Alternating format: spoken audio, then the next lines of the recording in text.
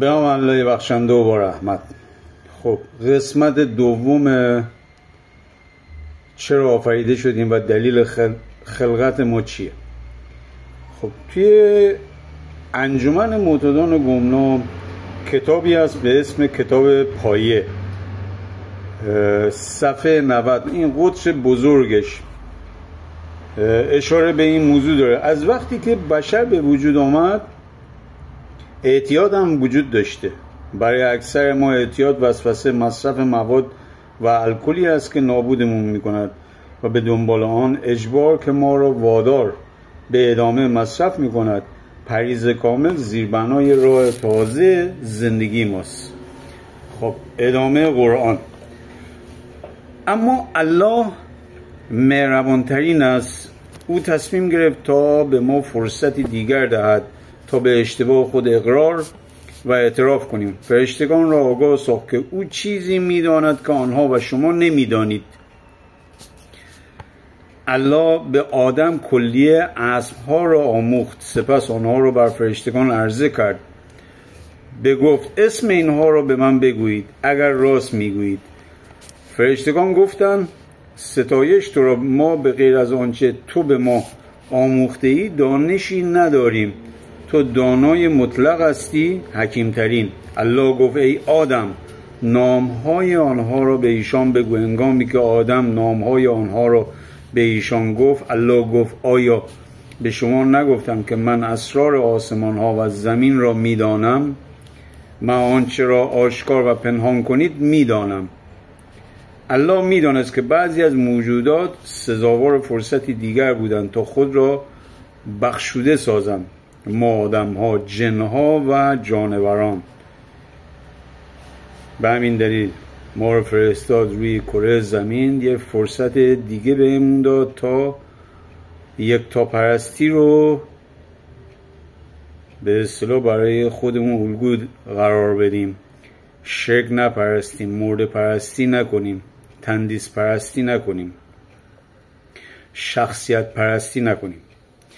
اگر ادعا میکنید که میتوانید هواپیمایی را به پرواز درآورید، بهترین آزمایش ادعا شما این است که هواپیما را در اختیار شما قرار دهند و از شما بخواهند تا آن را به پرواز درآورید.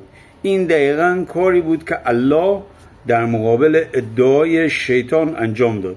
الله 7 آسمان پهناور را آفرید، سپس فرشتگان را آگاه ساخت که شیطان را به عنوان معبود ذره‌ای کوچک به اسم زمین تعیین کرده است.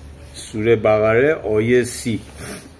به یاد آور پروردگارت به فرشتگان گفت من نماینده یعنی معبودی موقت روی زمین برمیگمارم.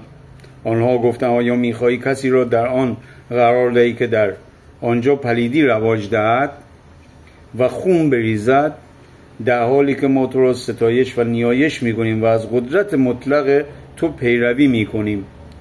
الله گفت من چیزی میدانم که شما نمیدانید. خب تعیین شیطان به عنوان معبود موقت. سوره یاسین آیه 60. ای فرزندان آدم آیا من با شما عهد نبستم که شما نباید شیطان را پرستش کنید که او سرسخت‌ترین دشمن شماست. به ما میگه هر کدوم از انسان‌ها روی کره زمین با ما عهد بست. حالا در کتاب‌های قبلی هم تایید شده است. کتاب اشیاء نبی فصل 14 نشانه 13 و 15. حالا ببینید شیطان چی میگه. و شیطان در دلت گفتی من بهشت را درجه‌بندی خواهم کرد بالای ستارگان خدا. من تخت سلطنت خود را قرار خواهم داد، بر تخت سلطنت جلوس خواهم کرد. روی کوه جماعت در تورفتگی های شمال من بر بالای ابرها صعود خواهم کرد. من مانند بلند مرتبه ترین خواهم بود. کتاب متی فصل 4 نشانه 8 10. کتاب لقا فصل 4 نشانه 5 و 8. شیطان عیسی را به بالای کوه بلند برد و پیش او پادشاهی و شکوه دنیا را ظاهر ساخت و به او قول داد همه اینها را به تو عطا خواهم کرد اگر جلوی من سجده کنی و تعظیم کنی. در اینجا عیسی به او گفت دور شو ای شیطان. کتاب میگوید پروردگار خدای خود را پرستش کن، تنها او را پرستش کن. نقشه الله باعث خلقت مرگ شد. سوره ملک آیه 1 و 2. بلند مرتبه ترین آن یکتایی است که همه سلطنت در دست اوست و او قادر مطلق است. آن یکتایی که مرگ و زندگی را به این منظور آفرید تا در میان شما آنهایی را که بهتر